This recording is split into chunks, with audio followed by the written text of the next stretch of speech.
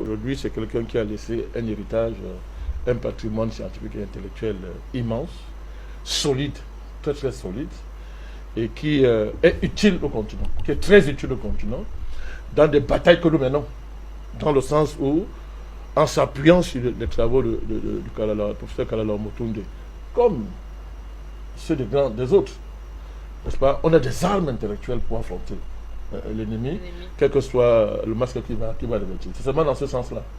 Donc, je disais qu'il faut éviter donc justement de faire la diversion. Parce que justement, en cherchant, au lieu qu'on s'investisse à comprendre comment il est parti, parce qu'il est parti normalement, c'est important, on avise. Est-ce qu'il est parti parce qu'il a reçu un coup de l'ennemi? C'est important. A-t-il reçu un coup de l'ennemi? Et nous sommes en train de faire des investigations à ce niveau-là. Il y a des pistes sur lesquelles nous sommes qui nous demandent de continuer à travailler parce que des forts soupçons, même plus au niveau des soupçons. Moi, j'ai eu des informations ce matin, j'ai eu des informations en journée qui poussent, n'est-ce pas, à regarder de près la piste d'un assassinat. Je n'ai pas la certitude réelle, mais les éléments que j'ai sous la main indiquent qu'il faut qu'on regarde de très près la piste de l'assassinat. Est-ce qu'on peut savoir de quoi il s'agit ces éléments-là? Donc moi ce matin, une source vraiment crédible m'a fait savoir qu'il serait décédé d'un poison, qu'on l'aurait inoculé dans un vol, précisément Air France, et que les médecins qui ont examiné après coup auraient découvert que son sang était vert.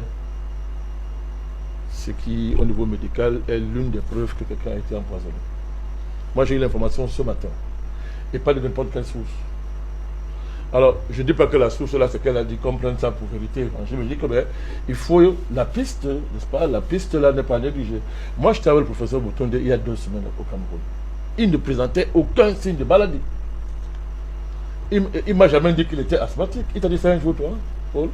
Je l'ai appris seulement ce matin. Bon voilà, jamais, c'est pas aujourd'hui que c'est quelqu'un avec qui on parle tout le temps, d'autres personnes parlent avec lui tout le temps. Moi j'ai interrogé depuis le matin beaucoup de personnes qui parlent avec lui.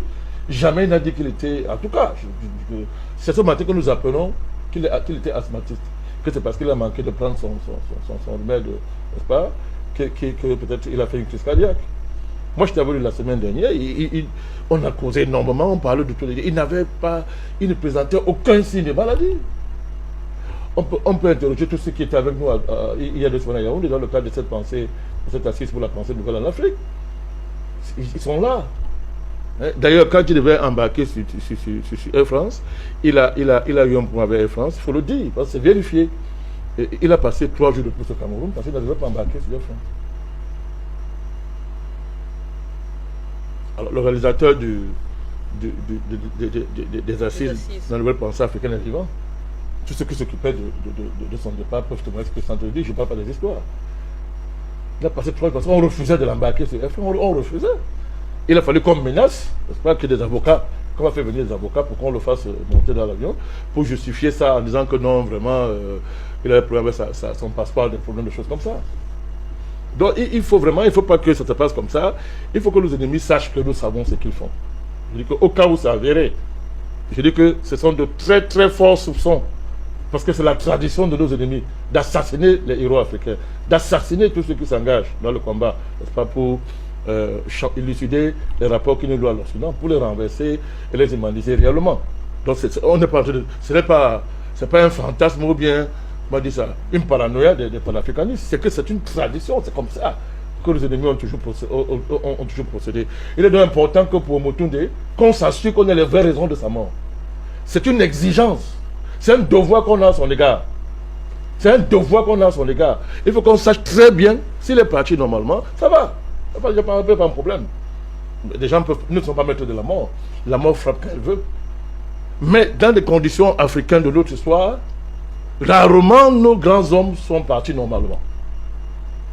Et ici, il faut s'assurer que si l'ennemi a mis la main, Qu'ils sachent qu'on sait. Président Manakania, vous entendez parler, on dirait qu'une autopsie ne suffirait pas à établir clairement les circonstances de cette mort. Pourquoi pas? Il faut, à partir du moment où on vérifie le sang de quelqu'un et que ça va dans le sens que c'est un poison. Mais attends, c'est déjà une très bonne... On a déjà un élément sur le pour dire que mais il n'est pas mort normalement.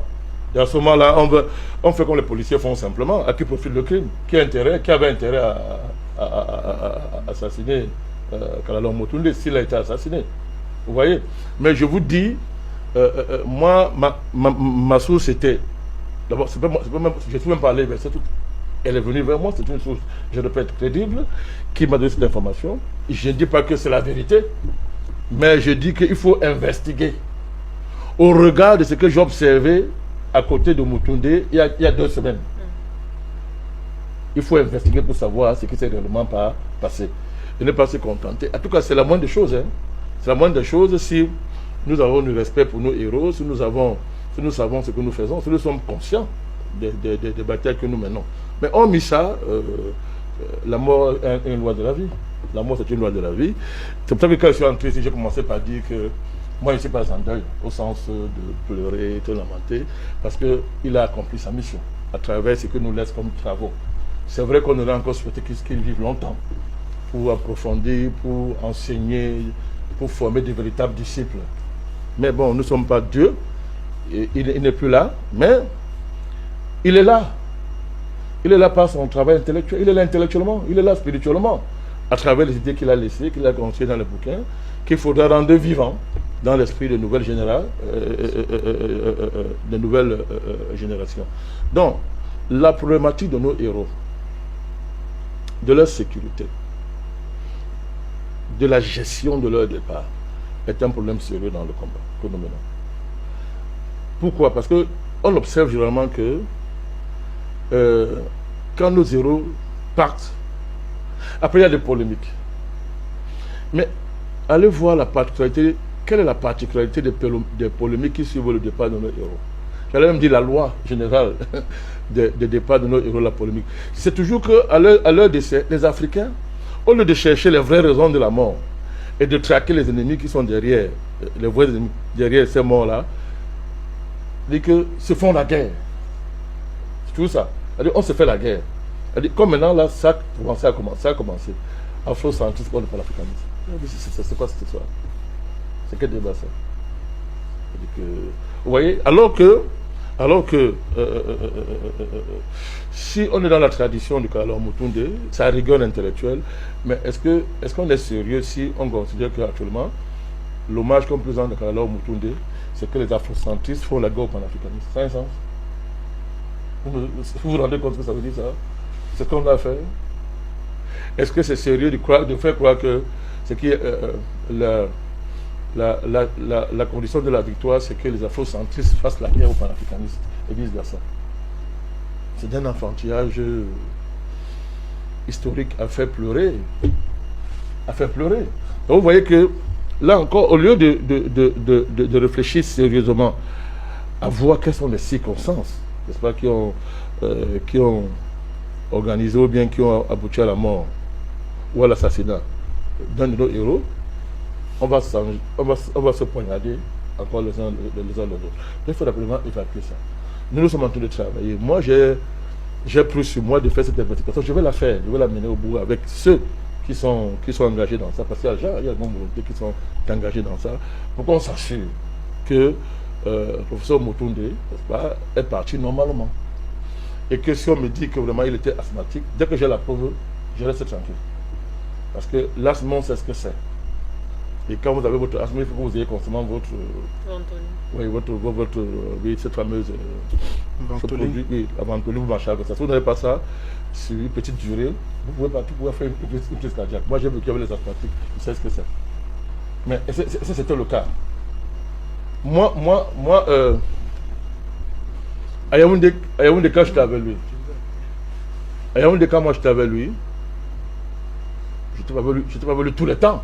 À Yaoundé, mais de temps en temps, on était ensemble à Yaoundé. Je n'ai pas vu manifester des signes de quelqu'un qui est asthmatique. On a fait des réunions dans des salles fermées. Sauf que généralement, ceux qui sont asthmatiques n'aiment pas les salles fermées. On a fait des travaux intellectuels, on était là, on bossait.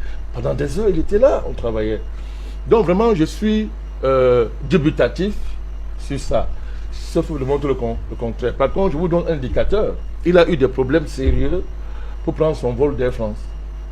On l'a retardé 3 jours ici au Cameroun. Moi, j'étais déjà rentré ce doigt-là, mais c'est ce qu'on m'a dit. C'est qui organisait son départ. En inventant une histoire que bon, son passeport aurait un problème. Quand on a voulu menacer avec, les avocats, on l'a laissé embarquer. Ça, c'est déjà un problème, ça. Je rappelle qu'il était français. Hein? Il était français. Donc, de droit, pourquoi on va refuser à un Français de s'embarquer? Pourquoi on va embêter un Français qui veut prendre, normalement, Air France? Il a réservé son billet, il a payé, il veut prendre. Pourquoi on embête?